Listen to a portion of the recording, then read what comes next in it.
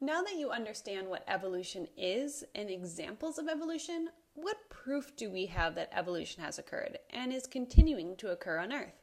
This video is all about the evidence for evolution. So remember, natural selection over many generations causes evolution.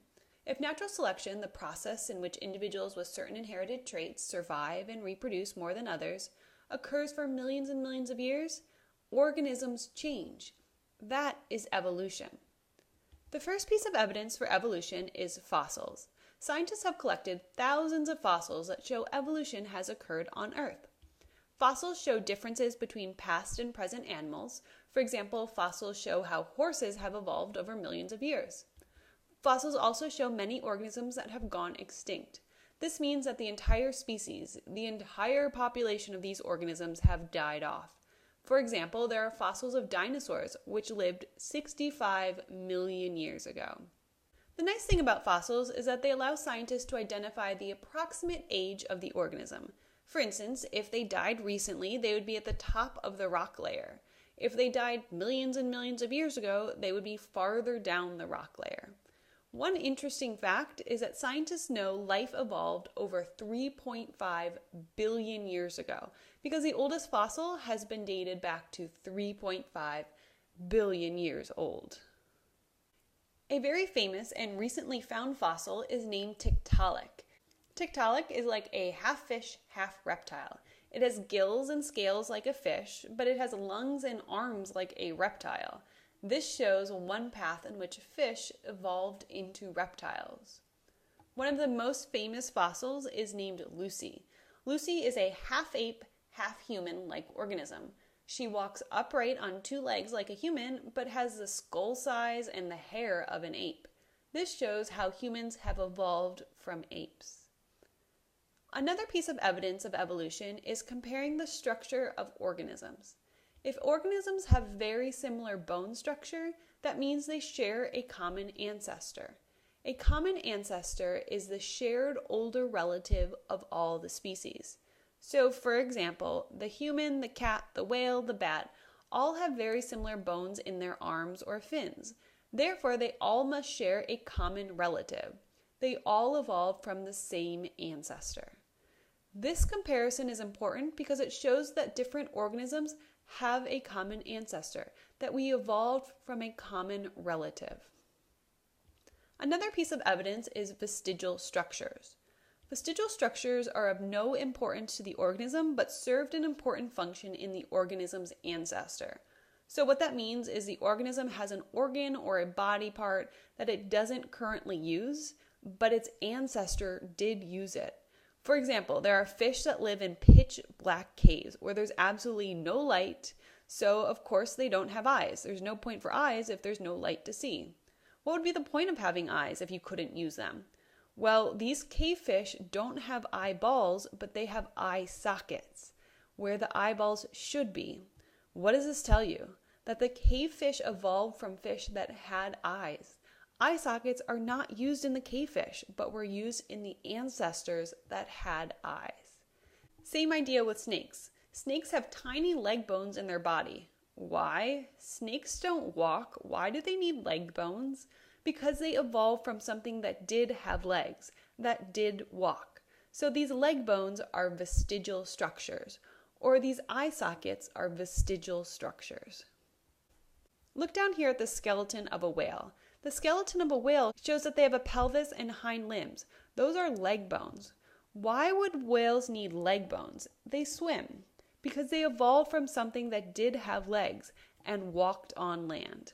This is the evolution of whales. It came from something kind of wolf-like and eventually evolved into the modern whales that we know now. Humans also have vestigial structures. Why do we have an appendix that we don't use? Why do we have eyebrows? Why do we have body hair? Why do we have eyelashes or wisdom teeth? Because we evolved from organisms that did use these things. Vestigial structures show that organisms have adapted or changed from their ancestors. Let's continue with pieces of evidence. A fourth piece of evidence is comparing embryos. Embryos are a stage of life when an organism is still growing in the mother's uterus or egg. So after a zygote, but before a baby. If you compare the embryos of a variety of organisms, you'll see that they are all pretty much the same.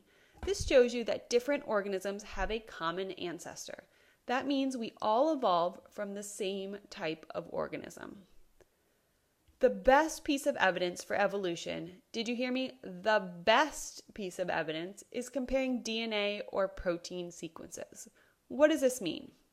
Well, all of life has the exact same genetic code, meaning we all use the same nitrogenous bases, A's, T's, C's, and G's.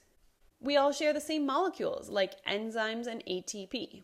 We all follow the same protein synthesis pathway, DNA to mRNA to protein, transcription and translation.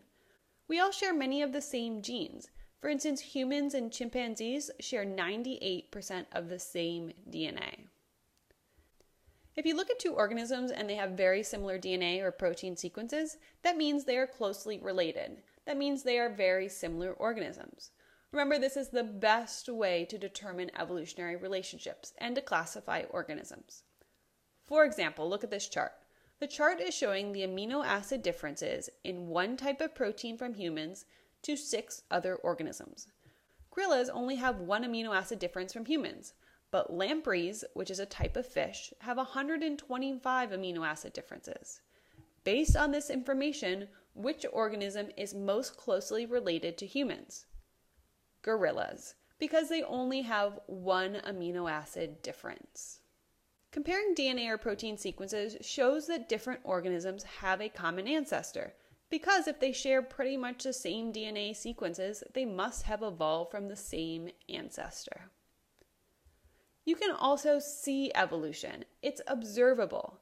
For instance, scientists have watched evolution occur in moths, bacteria becoming resistant to antibiotics, insects becoming resistant to pesticides, finches, viruses becoming resistant to viral drugs. Why do you think evolution is observable, meaning able to be seen in these tiny, tiny organisms and not in something big like humans or lions or elephants? Because these small organisms reproduce quickly.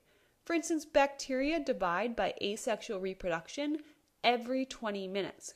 Whereas humans, it takes us 20 to 30 years for humans to reproduce. In order to have 1 million generations, nobody would be around to see that. So instead we have to rely on other evidence like fossils, comparing structures, vestigial structures, embryo comparison, and DNA or protein comparison. Let's end this video with the last piece of evidence.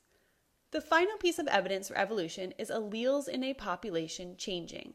Remember I just said that scientists can actually observe evolution in smaller organisms because they reproduce so fast? Well, when they are looking at these organisms, how do they know that they have actually evolved? Well, they can determine if the alleles in a population changed. Remember, alleles are versions of a gene. For example, there's a gene for fur color in animals, and the alleles could be, white fur or brown fur. If you look at a population and the alleles change over time, then you can say evolution has occurred. For instance, look at this bucket of balls. Let's pretend it's a pond of fish. Each ball represents an allele in the population. In this pond, there are 16 red alleles and 4 white alleles. Many years later, scientists come back to the pond and find that there are 10 red alleles and 10 white alleles. Did evolution occur? Yes, the allele number changed. How about this graph? Did evolution occur from 1960 to 1980? Well, let's see. The graph is showing you the frequency of the big G alleles. In 1960, the frequency of the big G allele is 0.8. In 1980, the frequency of the big G allele is 0.5. So, did evolution occur? Yes, the alleles changed over time. Let's try this example. How do you think that the alleles in the bug population will change when the bird population increases? Okay, so we know birds eat bugs. So what will happen if there are more bug predators? Well, I think that the green bugs that are camouflaged with the green leaves will survive, and the red, the brown, and the blue bugs will be eaten. So to answer the question, I think that there will be more green alleles in the bug population. Why? Let's use our trick fill in the blank sentences. The green bugs were camouflaged. As a result of the birds eating red, brown, and blue bugs, green bugs survived, reproduced, and passed on their green genes to their offspring. The green bug population therefore increased. How about this one? How do you think the alleles in the bug population will change when the bird population increases now? Well, it looks like the birds are eating all the other ones that are not red. Therefore, I think the red alleles will increase in this population. Why? Let's use our trick. The red bugs were camouflaged. As a result of the birds eating the green, the brown, and the blue bugs, red bugs survived, reproduced, and passed on their red genes to their offspring. The red bug population therefore increased. Another example. Insects that are camouflaged by their environment are less likely to be eaten. The graph shows a distribution of body color in an insect population. The insects live on trees where a black fungus is beginning to grow. After several years of black fungus growth, how do you think the insect body colors will change? So it's saying that the insects live on something that is black. And if the insects are camouflaged against this black color, they'll be less likely to be eaten, so they'll survive. So the question is asking, what color do you think the bugs will be if they live on something that's black? I think the insects will have darker bodies, blacker bodies, and the graph would look like this. If it started with a medium amount of color and then they start living on a black background, most of the organisms will now have a black body. Why? Let's use our trick. The darker insects were camouflaged by the black fungus. As a result of the dark insect being camouflaged, dark insects survived, reproduced, and passed on their dark genes to their offspring. The dark insect population therefore increased. Write down your questions and ask me in class.